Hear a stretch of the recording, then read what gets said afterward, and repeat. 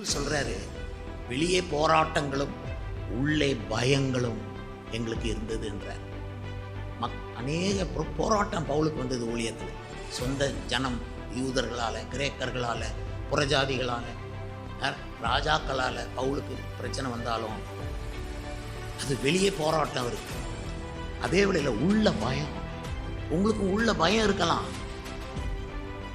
மகாராஜா சொல்றாரு, நீ பயப்படாத, நான் உன் கூட இருப்பேன், உனக்கு இருக்கிற இந்த பலத்தோடு போ, உன்னை அனுப்புகிறவர் நான் அல்லவா அப்படின்னு. பரிசுத்தாவியை ஏன் கொடுக்குறாருன்னா, நம்ம எல்லாம் இயேசுடைய ஊழியத்தை எடுத்து செய்யறதுக்கு தான் பரிசுத்தாவி கொடுக்குறாரு.